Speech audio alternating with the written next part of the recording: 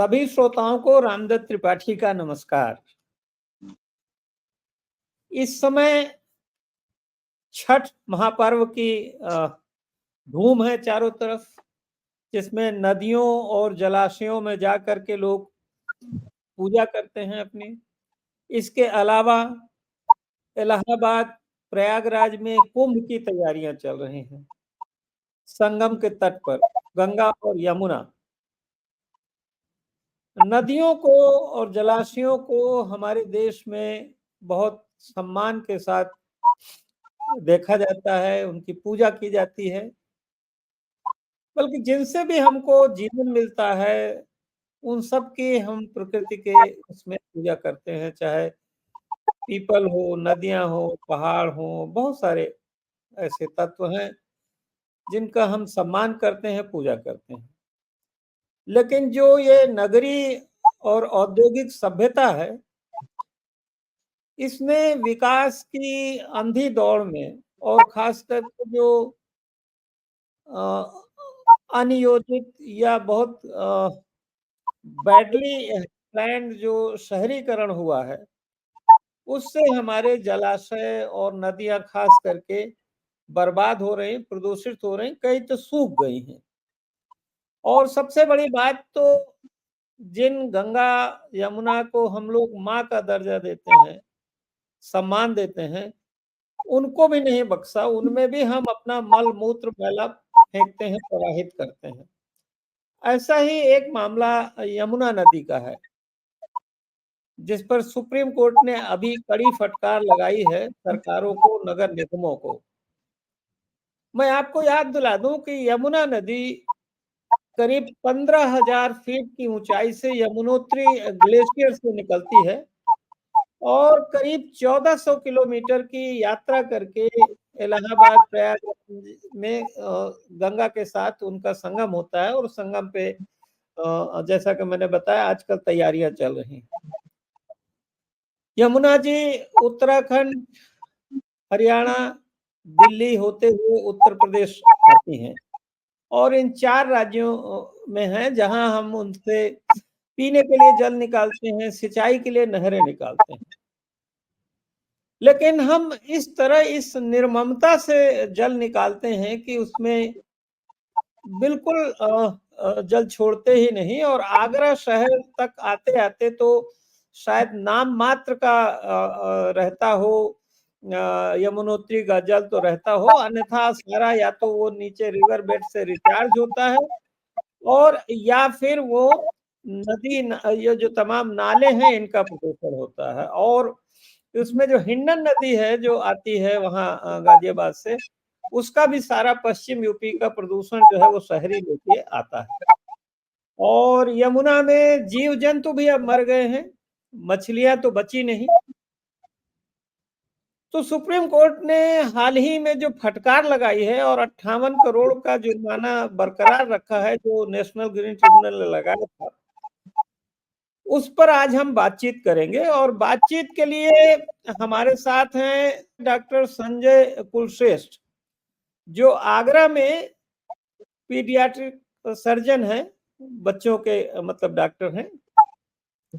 और डॉक्टर कुलश्रेष्ठ की याचिका पर ही नेशनल ग्रीन ट्रिब्यूनल ने 58 करोड़ से ज्यादा का जुर्माना लगाया था आगरा नगर निगम पर और उसके खिलाफ अपील में आगरा नगर निगम सुप्रीम कोर्ट गया था और जहां बहुत तीखी टिप्पणियां की है उन्होंने अपने फैसले में, न केवल आगरा नगर को धिक्कारा है बल्कि ये भी कहा है कि पूरे देश में हमने नदियों को नरक बना दिया है। तो सवाल ये है कि नदियों को कौन नरक बना रहा है? डॉक्टर साहब, आपका स्वागत है। कुलश्रेष्ठ जी, कौन बना नमस्कार। रहा है मेरा नदियों देखिए, को अगर नरक? मोटे तौर पर देखिए मोटे जी तौर पर देखें तो 3 कैटेगरी हैं जो जिम्मेदार हैं इस नर बनाने के लिए। एक तो जनता या कहें शहर की जनता जो इसको इस्तेमाल करती है, वो स्वयं हम लोग ही हैं, एक पहला तो। दूसरा हम कह सकते हैं कि इंडस्ट्री, जैसा आपने कहा। और तीसरा जो मुख्य है वो सरकारी अथॉरिटी एजेंसी जिन पे जिम्मेदारी है कि जो गंदगी इसमें जा रही है नदी में उसको रोकें, और यदि पहुंच गई है तो उसको साफ करें। तो इसमें जो मेरा मानना है कि जनता के द्वारा जो होता है और जो इंडस्ट्री के द्वारा होता है, उसमें उनसे कहीं ज्यादा जो अथॉरिटी की जो निष्क्रियता है, जिससे कि जो गंदगी जा रही है यमुना में उसको रोक नहीं पाते, और जो पहुंच जाती है उसको वो साफ नहीं कर पाते। और जो गंदगी जा रही है उसमें सबसे ज्यादा क्वांटम ये है कि जो शहर होते हैं और शहर के जो वेस्ट निकलता है, देखिए सीवर की फॉर्म में मलमूत्र निकलता है। दूसरा वेस्ट निकलता है कि जो वेस्ट वाटर जो सरफेस और जो और अन्य कारणों से जो वेस्ट बनता है पानी शहरों का हो जाता है। तो और तीसरा सॉलिड वेस्ट भी निकलता है। लेकिन अफसोस की बात है कि ये सॉलिड वेस्ट और ये जो वेस्ट वाटर निकलते हैं जो वहां कहना चाहिए ज्यों के त्यों पहुंच रहे हैं। तो अथॉरिटी को जो रोकने का प्रयास करना चाहिए। जैसे हमारे आगरा की आबादी, शहरी आबादी मान लीजिए कि 20-22 लाख है, तो जो जनता वहां इस्तेमाल कर रही है, नदी किनारे है, वो मजबूत त्याग कर रही है, गंदगी कर रही है, मूर्तियां विसर्जित कर रही है, वो एक अलग चीज है। पर क्वांटम देखें तो अथॉरिटी की वजह से क्वांटम बहुत तेजी से बढ़ रहा है। और सीवर हमारे आगरा की बात करें तो 400 एमएलडी में से काफी सीवर तो सीधा जा रहा है। 130 एमएलडी तो जो कमेटी ने पाया कि ये सीधा गिर रहा है। और जो इनडायरेक्ट गिर रहा है, जो सीवेज ट्रीटमेंट प्लांट के जरिए भी जा रहा है, उनका भी शोधन पूरी मात्रा में नहीं हो रहा। उनके बाद भी जो यानी एफ्लुएंट, आपका ये कहना है कि जो ट्रीटमेंट प्लांट लगे हैं वो भी कारगर नहीं है, इफेक्टिव नहीं है, ठीक से वो। जी। तो ये एक जिम्मेदारी है। और जब पहुंच गया है उसको तो उसका भी शोधन करना चाहिए समय समय पे। जब आप शहर के नालों को हर साल साफ करते हैं तो शहर की नदियों को चलिए आप साफ कीजिएगा। अब उसमें प्लास्टिक बॉटल सॉलिड चीजें नालों से बिना किसी फिल्टर के पहुंच रही हैं। हमको अफसोस होता है कि जो पिक्चर है वो अभी भी ज्यों का त्यों है। और 1.5-2 साल जो पिटीशन की सुनवाई हुई उसके दौरान भी कोई ऐसा फर्क नहीं लगा कि अंतर आया हो उसमें। तो वो हम देख रहे हैं कि ये जो वेस्ट जाके गिर रहा है शहरों का, इसकी रोकथाम और इसका उपचार आज एक प्राथमिकता होनी चाहिए। इंडस्ट्रीज का जो वेस्ट है जो जा रहा है वो एक इम्पोर्टेंट चीज है, उसमें तो कहना चाहिए अथॉरिटी को एक्टिव होना ही चाहिए। लेकिन जो मेरा अर्बन मानना है, अर्बन जो म्युनिसिपल वेस्ट है वो भी बहुत ज्यादा पूरा दिल्ली शहर का, और ये हिंड हाँ, नदी के जरिए और भी तमाम जो शहर है नीचे बुलंदशहर और ये सब का, ये हाँ, सब भी तो आ रहा है वहां। हाँ, देखिए अब ये जो आता है हर शहर के आगे एक बराज बन जाता है। तो इसमें आगरा से पहले बराज इसमें जो जो जो शराब फैक्ट्रियां हैं, जो कागज वाली फैक्ट्रियां हैं, ये सब का भी डाई आ रहा है। फैक्ट्री, हाँ डाई फैक्ट्री, इन सब का भी आ रहा है। और जो एक मुख्य कमी ये है कि इसमें डाइल्यूशन नहीं हो पाता। जैसे डाइल्यूशन होने से काफी चीजें एक बार को जल्द हो जाती है। जैसे अब आगरा से पहले बारात बन गया मथुरा में, तो आगरा में केवल बरसात के दौरान 2-3 महीने पानी रहेगा नदी में। उसके बाद उसमें केवल जो शहर के नाले आ रहे हैं वही कंट्रीब्यूट करते हैं। वो मतलब सूख जाती है प्रैक्टिकली और जब ना। मथुरा से ऊपर जो है ओखला बैराज है, और उसके ऊपर हथनी कुंड बैराज है, और तो कई हरियाणा में कई इलाज हैं। जी जी, तो हथनी कुंड बैराज के बाद जो है वो वजीराबाद बैराज है। तो इन सब हाँ, से धीरे धीरे पानी निकाल लिया जाता है। तो हाँ। दिल्ली के बाद यमुना में कोई यमुनोत्री का पानी आता है या केवल नाले और रिचार्ज का ही आता है? आपको लगता है कि यमुनोत्री का जो ग्लेशियर का पानी आता है कुछ? लगभग लगभग कुछ नहीं बचता, वो केवल नालों का कंट्रीब्यूशन होता है। जो शहर का निकल रहा है वेस्ट वो आके मिल जाता है, और वो थोड़ा बहुत होता है। वो एक गोकुल बराज है, गोकुल बराज में वहां रोक दिया जाता है। फिर प्रैक्टिकली आगरा को कोई पानी नहीं मिलता। ये अफसोस की बात है कि पिछले कई सालों यानी से आगरा वासी, यानी यानी आगरा वासियों को यमुनोत्री के पानी का 1% भी हिस्सा नहीं मिलता, कोई हिस्सा नहीं मिलता। सिर्फ दिल्ली का, मथुरा नाले, का ऊपर का मलमूत्र नालों का पानी मिलता है। और इसकी वजह से हम लोग यमुना का पानी ना पी के गंगा जल आ रहा है बुलंदशहर से, पारला फाल से। अफसोस की बात है देश की इतनी लंबी नदी, उसका पानी आगरावासी नहीं इस्तेमाल कर पा रहे। गंगा का पानी आता है पाइपलाइन से, हम लोग वो पानी पी रहे हैं मजबूरी में। क्योंकि जो ये पानी जो है ये वाटर वर्क्स के शोधन के बाद भी पीने योग्य नहीं है। सरकारी अथॉरिटी ने इसको, एनवायरमेंट मिनिस्ट्री ने इसको अयोग्य घोषित कर दिया है कि ये शोधन के बावजूद भी नहीं पी सकते, इसको केवल इंडस्ट्रियल पर्पज के लिए या केवल कितना रिक्रिएशन के लिए।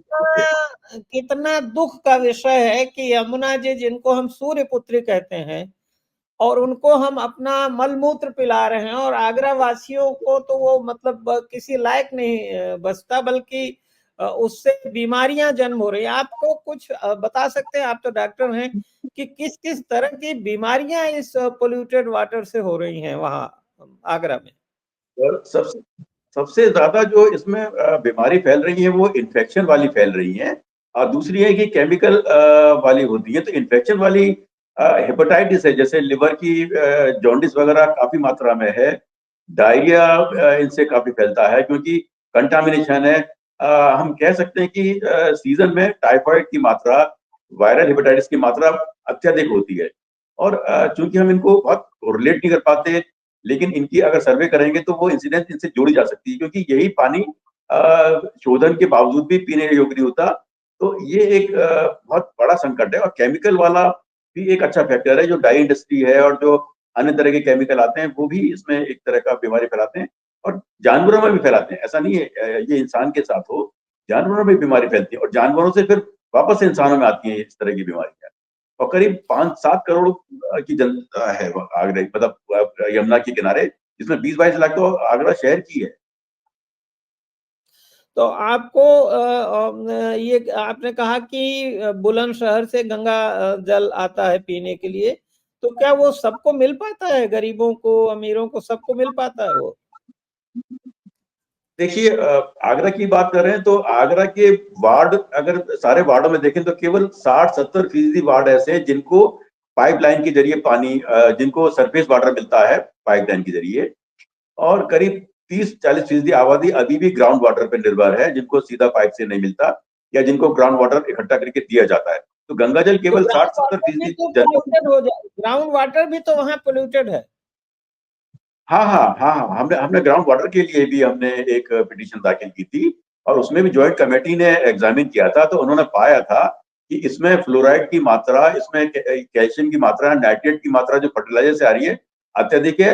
और कमेटी ने घोषित कर दिया था कि ग्राउंड वाटर पीने योग्य नहीं है, और गवर्नमेंट एजेंसी को सरफेस वाटर को, जलाशय का और नदियों का पानी जनता को देना चाहिए। पर चिंता की बात है कि अभी इस पर कोई संज्ञान नहीं लिया गया है, अभी भी वो ग्राउंड वाटर पीने को मजबूर है। और सबसे बड़ी बात यह है, जो मुझे दुख होता है, कि जो गरीब तबका आपने नाम लिया, देखिए जो पैसे वाले हैं वो डायरेक्ट ले लेते हैं, नहीं तो सबमर्सिबल लगा के ग्राउंड वाटर ले लेते हैं, उनके पास फिल्टर है, आरओ है, वो पी लेते हैं। अब आज के समय में हैंडपंप और कुएं खत्म हो चुके हैं, क्योंकि पानी खींच लिया गया और लेवल बहुत नीचे चला गया है। तो जब हैंडपंप खत्म हो गए, कुएं खत्म हो गए, तो वो बेचारे और उनके पास इतना पैसा नहीं होता, ना इतना स्पेस होता है घरों में कि वो सबमर्सिबल लगा सके। वो मजबूर हो गए पैसे से पानी लेने के लिए। जो बेचारा दिन भर में पैसे तो 500 रुपए कमा पानी रहा है जी, पैसे से तो पानी लेने के लिए वो मजबूर हो गए। हमने देखा कि बहुत सारे लोग सीधे भी जाके यमुना जी में नहाते हैं, धोते हैं, अभी भी मजबूरी है उनकी। बहुत सारे लोग उनको इस्तेमाल करना पड़ता है, वो जो प्रदूषित जल है, जो बहुत हानिकारक है। देखिए, कुछ तो वो रिचुअल है, उनकी आस्था है, वो बेचारे सोचते हैं कि आए तो डुबकी लगाएंगे ही लगाएंगे, तो बीमारी फैलती भी है। और कुछ की मजबूरी है, जो यमुना किनारे जो बेचारे गांव है, जहाँ पानी नहीं मिल रहा और जहाँ अप्रोच नहीं है। तो मेरा बस कहने का मतलब ये है कि एक अमीर आदमी को अगर पानी पीने का खर्चा ज्यादा अखरेगा नहीं, अगर उसको खरीदना पड़े, पर वो गरीब आदमी जो 10,000 रुपये महीने कमा रहा है, उसका अगर 1,000-1,500 रुपये पानी पे खर्च हो जाए, जो कभी पहले नहीं हुआ करता था, तो उसकी तनख्वाह का 10,000 में 1,000 रुपये बहुत मायने रखता है। उसको अपने और भी खर्चे करने हैं, बच्चों की पढ़ाई के लिए, स्कूलिंग के लिए, तो उसमें पानी का कंट्रीब्यूशन उसके लिए बहुत बड़ा मायने रखता है। तो ये एक बड़ी चीज है विचारणीय, कि गरीब तबका सबसे ज्यादा सफर कर रहा है पीने पानी की समस्या से। अमीर आदमी को चिंता नहीं गरीब है, वो केवल जी, खर्चा जी, मानता है गरीब कि तबका गरीब तबका सबसे ज्यादा सफर कर रहा है। तो मैं आपसे जानना चाहूंगा कि गरीब जो है, वोटर तो है आज के सिस्टम में, वो अपने जनप्रतिनिधि चुनता है, जिनका काम है पॉलिसीज बनाना या डेवलपमेंट की देख रेख करना। तो वहां के चुने हुए जनप्रतिनिधि क्या कर रहे हैं आगरा के, चाहे वो सांसद हो, विधायक हो या पार्षद हो? वो लोग क्या कर रहे हैं? मेयर है, क्या कर रहे हैं लोग? आपने तो पिटीशन किया, आप चिंतित हैं, नागरिक चिंतित है, वो लोग क्या कर रहे हैं जिनका काम है? आपने बहुत सही बात पूछी है। देखिए हम लोग अपना प्रोफेशन छोड़ के, अपना काम छोड़ के, हमको वहां अगर दिल्ली चक्कर लगाने पड़ते हैं, पूरे दिन का हमारा आने जाने का खर्चा होता है, प्रैक्टिस का भी नुकसान होता है, लेकिन मजबूर हो गए। क्यों मजबूर हो गए? क्योंकि जनप्रतिनिधि या जो जिम्मेदार लोग हैं उन पे कोई असर नहीं पड़ रहा, और अफसोस के साथ कहना पड़ रहा है कि पर्यावरण या नेचर या पर्यावरण मुद्दे चुनाव का मुद्दा नहीं बन पा रहे पिछले कई सालों से। सरकारें आती जाती रहती हैं और उनका ध्यान इस पे नहीं है, उनके अन्य मुद्दे उनके लिए प्राथमिकता है। जनता भी निष्क्रिय है, जनता भी कई बार देश और धार्मिक मुद्दों में उलझ जाती है, पर्यावरण के मुद्दों में आगे नहीं आती। जनप्रतिनिधि समझते हैं कि ठीक है भाई, उनके लिए मुद्दा नहीं है, वोट उनको मिल रहे हैं, जीत हम रही है, तो देखा जाएगा। और जो जनप्रतिनिधि, जो पार्टियां ये कह के आती हैं कि हम सबसे ज्यादा हमें आस्थावान है, हम धर्म में आस्था रखते हैं और इनका ध्यान रखेंगे, इसी मुद्दे पे जीत के आती है, वो भी ध्यान नहीं देती है। पहले ये वो था भी कि भाई ध्यान नहीं। डबल इंजन सरकार है, ट्रिपल इंजन सरकार है, यहाँ के पार्षद भी एक ही पार्टी के हैं, राज्य में भी एक ही पार्टी है, देश में भी पार्टी है। लेकिन अफसोस की बात है कि यमुना का हाल बद से बदतर होता जा रहा है। यहाँ तक कि बराज वगैरह हमने बोलिए, हमने 3 मुद्दे उठाए थे वहां, तीन प्रार्थना की थी। इसकी नदी की गहराई बढ़ाई जाए, नदी में बराज बनाया जाए और सारे पानी को एसटीपी के जरिए जोड़ा जाए। तो एसटीपी वाले मुद्दे पे अभी बात हुई थी। लेकिन अफसोस की बात है, बराज की घोषणा होने के बाद भी, उद्घाटन होने के बाद भी अभी तक कोई कार्रवाई नहीं हुई है। बराज बनने से क्या है कि डाइल्यूशन हो जाता है। जो हमने एक मुद्दा उठाया था कि जो मछलियां मर गई, मछलियों के मरने से क्या होता है कि जो कीड़े लार्वा वगैरह था वो खाती थी, उनके कारण कीड़े पनप रहे हैं, और जब वो कीड़े ताजमहल को हरा कर रहे हैं, गंदगी कर रहे हैं मजा की, तो ये मुद्दा भी जोड़ा था। वहां मछलियां, मतलब जल जीवन खत्म हो गया एकदम से। तो डाइल्यूशन होने मछलियों से के मछलियों के मरने का साफ संकेत है कि वो पानी जहरीला हो गया है। तो ये ऑक्सीजन मतलब खत्म हो गई। उसमें ऑक्सीजन खत्म हो गई, वो पानी किसी लायक नहीं रह गया। अच्छा, मैं आपसे जानना चाहता हूँ कि आपने मुकदमा किया, एनजीटी ने उस पर जुर्माना कर दिया 58 करोड़ कुछ लाख का, सुप्रीम कोर्ट ने उसको बहाल रखा। तो आपको क्या लगता है इस जुर्माने से क्या होगा? ये उल्टे तो जनता का ही पैसा अगर नगर निगम देता भी पोल्यूशन बोर्ड को देता भी है, तो उससे क्या लाभ होना है? हाँ, एक्चुअली हम लोग, मैं तैयार था इसमें आगे जवाब और आगे उसके लिए अपनी बातों को रखने के लिए। लेकिन वो पहली तारीख में ही उन्होंने, उनको प्रथम दृष्टया उनको उसमें बहुत उसमें मेरिट नहीं लगी, तो उन्होंने रिजेक्ट कर दिया। यदि आगे जाता उनकी सभी अपील में और हमको और आर्गुमेंट का मौका मिलता, तो हम यही बात उठाते। आप जो कह रहे हैं, ये कुछ ऐसा फाइन है जिसमें कि पैसा आपकी एक जेब से निकाल के दूसरी जेब में रख दिया जाए, एक सरकारी और वो एजेंसी से दूसरे नगर निगम एजेंसी। नगर निगम भी जनता से ही वसूलेगा थोड़ा। और ये मेरा पैसा है, सरकार का भी नहीं है, ये टैक्स पेयर का नहीं, पैसा है। आप नगर के पेड़ निगम। के पैसे से आप केवल एक खाना पूरी कर रहे हैं कि एक एजेंसी से दूसरी एजेंसी को पहुंचा रहे हैं। तो इसमें कुछ कॉस्ट, भले टोकन मनी उन ऑफिसर के, उन एजेंसी पे लगनी चाहिए थी जो इसलिए जिम्मेदार हैं। अगर उनकी जेब से कुछ नहीं देना पड़ा तो उनको क्या फर्क पड़ेगा, और ये नहीं पैसा नहीं, इस्तेमाल जो होगा नहीं लोग होगा। सर जो लोग जनजीवन खतरे में डाल रहे हैं, बीमारियों के कारण इतने लोगों की मृत्यु हो रही है, कायदे से तो उनको जेल जाना चाहिए, जुर्माने से क्या मतलब? देखिए देखिए कोर्ट ने, एनजीटी ने बड़ा सिलसिलेवार उन्होंने पॉइंट वाइज आखिर में ये भी कहा था कि इसमें काफी कुछ पैसा वेस्ट भी हुआ है, इसमें क्रिमिनल लायबिलिटी भी है। उन्होंने prevention of money laundering act का भी हवाला दिया। हालांकि तो उन्होंने सुप्रीम डायरेक्टली कोर्ट। उस पर कोई ऐसा अवतार नहीं किया। उन्होंने कहा कि इसमें ये सब भी बनता है, यहाँ तक कि चले गए थे क्योंकि वो बहुत नाराज थे। उन्होंने जब कमेटी ने मान लिया कि हाँ हमारा इतना सीवर डायरेक्ट गिर रहा है, हमारी ये खामियां हैं, उसके बावजूद भी 1.5 साल में कोई संज्ञान नहीं लिया, तो उनको काफी बुरा लगा। उन्होंने कहा हमारी कोई मतलब हमारी तक की बात नहीं सुन रही सरकारी एजेंसी। तो उनको काफी अफसोस हुआ। तो उन्होंने इतना डिटेल में, इतना मेटिकुलसली जजमेंट लिखा है कि सुप्रीम कोर्ट को कहीं कोई गुंजाइश लगी ही नहीं पहली बार में ही कि इसमें कोई गलत हुआ, या एनजीटी ने कोई ऐसे कोई छोड़े अपने निर्णय में कि कहीं भी उनको चैलेंज किया जा सके। अगर ये आता तो मैं जरूर इस मुद्दे को उठाता वहां सुप्रीम कोर्ट में, जो आप बता रहे हैं कि ये टैक्स पेयर से आप एक तरह से खाना पूरी कर रहे हैं। अब 800 अच्छा, करोड़ से इसमें लेके 2000 करोड़। एक पहलू और देखिए, भी है कि हाँ बताइए। नगर निगम को तो सरकारों ने पावरलेस कर दिया है। जैसे और देशों में सिटी गवर्नमेंट का कॉन्सेप्ट है, जितने लोकल मसले हैं वो सिटी गवर्नमेंट यानी मेयर और नगर निगम उसको निपटाता। हमारे यहाँ तो सिस्टमेटिकली सरकार ने जो सेंट्रलाइजेशन किया है, उसमें एक तो जो नगर आयुक्त होता है वो सीधे राज्य सरकार से गवर्न होता है, वो वैसे भी मेयर की और पार्षदों की नहीं सुनता। दूसरे सिस्टम हम लोगों ने जो विकास प्राधिकरणों का बना दिया है कि वो नई-नई कॉलोनियाँ नदियों के किनारे बनाते हैं और उसमें सीवर डिस्पोजल का कोई सिस्टम नहीं होता है। तो बहुत बड़ा जो योगदान तो इन विकास प्राधिकरणों का है जो शहर का विनाश कर रहे हैं। देखिए मैं ये कह सकता हूँ, एक एग्जाम्पल देता हूँ। जिन शहरों में नदियां नहीं होती तो क्या वहां सीवर का इंतजाम नहीं होता है? क्या हर शहर के आसपास नदी है? तो क्या नदी है तो आप उसको मिसयूज करेंगे? अरे भाई, जहां नदियां नहीं होती है वहां भी तो आप विकास करते हैं, कॉलोनी बनाते हैं, सीवर का मैनेजमेंट करते हैं। जो इंडस्ट्रीज हैं उनके लिए नियम है कि इंडस्ट्री के आसपास जो भी एफ्लुएंट निकलता है उनके लिए मैंडेटरी है, सुप्रीम कोर्ट की गाइडलाइन है कि इंडस्ट्रीज को अकेला बनाए, अगर कोई क्लस्टर है, कोई जोन है तो वो मिलके बनाए और एफ्लुएंट ट्रीटमेंट प्लान बनाए, ये उनके लिए मैंडेटरी है। तो ऐसे ही विकास प्राधिकरण की जिम्मेदारी है कि वो नदी को देखे ही नहीं, नदी के अलावा कोई और किसी डायरेक्शन में जाके उसका ट्रीटमेंट प्लान करें और उसका आगे जाके समुचित एग्रीकल्चर में, पार्क बनाने में हमने उनको काफी एडवाइस दी थी। अब दिल्ली में एफ्लुएंट का ट्रीटमेंट का वन को विकसित करने में है, ग्रीन बेल्ट बनाने में है, एग्रीकल्चर लैंड बनाने के लिए है। तो आप इस तरह से एक प्रोजेक्ट बनाइएगा जो विकास होगा और नदी में जाएगा ही नहीं।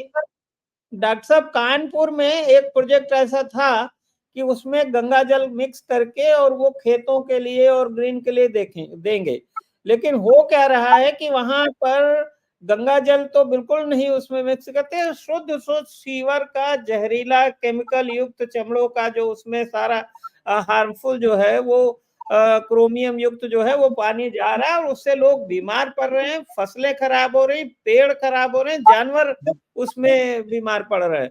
तो मुझे लगता है कि ये इसको ठेलना जो है, मैंने एक ये भी देखा कि कुछ शुगर मिलों ने भी अपना जो है वो उसको ठेल दिया खेतों में। तो मुझे लगता है कि वो उसका नहीं है। एक तो ये जो अंधाधुंध शहरीकरण हो रहा है और लोग जिनको जरूरत नहीं है ये केवल निवेश के लिए, इन्वेस्टमेंट के लिए और पैसा कमाने के लिए घर खरीदते चले जा रहे हैं विकास प्राधिकरण और प्राइवेट बिल्डर। मुझे लगता है इस पे कुछ रोक लगनी चाहिए। जो अनियोजित जो मतलब अनियंत्रित विकास है उतना ही बनने चाहिए जितनी की जरूरत है। खैर, मैं एक सवाल आपसे ये भी जानना चाहता हूँ कि इसमें तो कायदे से पोल्यूशन बोर्ड को जिम्मेदार ठहराया जाना चाहिए और प्रदूषण बोर्ड भी इसका सबसे बड़ा गिल्टी है। उनका तो काम ही है, उनको और आप पैसा दिला रहे, जिनका काम है रोकना। वहां इतना भ्रष्टाचार है, जो पोल्यूशन बोर्ड के लोग जाते हैं नमूना लेने, मैंने एक बार देखा था, वो दूर से नमूना लेते हैं, जहां गंदगी होती है वहां नहीं लेते हैं। तो जिनका काम है रोकना, उन्हीं को आपने पैसा दिलवा दिया, तो आपने तो उनको और भला कर दिया। मैं आपको एक एग्जाम्पल देता हूँ।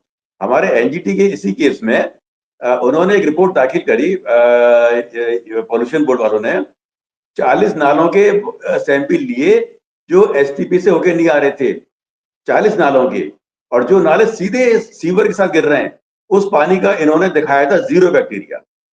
एक नाला नहीं और मैंने तो अपनी आंख से बैक्टीरिया है ही नहीं। मैंने इतना गंगा, यमुना, गोमती, हिंडन तमाम नदियों का मैं खुद मौके पे जाके स्टडी करने गया था। तो मैंने ये देखा कि पोल्यूशन बोर्ड के लोग ही वहीं से बेईमानी शुरू होती है, जो और खास करके फैक्ट्री वाले वहीं से मतलब पानी का सैंपल लेने में ही घपला होता है। क्या ये संभव है कि सीधा नाला गिर रहा है उसमें बैक्टीरिया 0 हो? ऐसा हो सकता है? एक में नहीं, 2 में नहीं, 40 नालों में हो ऐसा? तो मैंने वहां यही कहा था माननीय ट्रिब्यूनल से कि सर ये तो डिस्टिल वाटर में होता है, जो हम लोग इस्तेमाल करते हैं डिस्टिल वाटर में भी हो सकता है, वरना आप कहीं का पानी ले लीजिएगा, अपने घर के नल का ले लीजिएगा, 2-4 बैक्टीरिया मिल जाएंगे। तो ये इसमें कुछ डाउट लगता है। और हम लोग जैसे हमें कोई अगर रिपोर्ट डाउटफुल लगती है तो बताओ डॉक्टर, हम उसको रिपीट कराते हैं या उससे कहते हैं लैब वाले से भाई इसको जरा तुम रिव्यू करो, इसमें रिपोर्ट सही नहीं लग रही। तो इनको ध्यान में नहीं आया कि 40 नालों में नेगेटिव रिपोर्ट है, आप एक नेशनल लेवल ग्रीन ट्रिब्यूनल में सबमिट कर रहे हो, ये क्या कि सब 0 बैक्टीरिया है। तो बहुत डांट लगाई उन्होंने, ट्रिब्यूनल ने, बोला आप लोग पी लेंगे इस पानी को जिसको आप 0 बैक्टीरिया बता रहे हैं। तो वहां देखिए मतलब साहब, ऐसी चीजें हैं, मतलब इतना खिलवाड़ देखिए साहब लोग ये बहुत एनजीटी वगैरह, देखिए साहब ये एनजीटी वगैरह भी दिखाने, हाथी के दांत होते हैं दिखाने वाले, और बल्कि ये खुद इंडस्ट्रीज को ही फैसिलिटेट करते हैं, तमाम पेड़ काटने की परमिशन देते हैं, तमाम और जो चीजों को प्रोजेक्ट अप्रूव करते हैं, उनसे जनता का कोई भला नहीं होने वाला। मैं एक आखिरी एक बिंदु बड़ा इंपॉर्टेंट है, नमामि गंगे प्रोजेक्ट के नाम पर गंगा, यमुना, हिंडन, गोमती, तमाम की सफाई पे अरबों रुपया खर्च हुआ, उसका आगरा पे कोई असर पड़ा?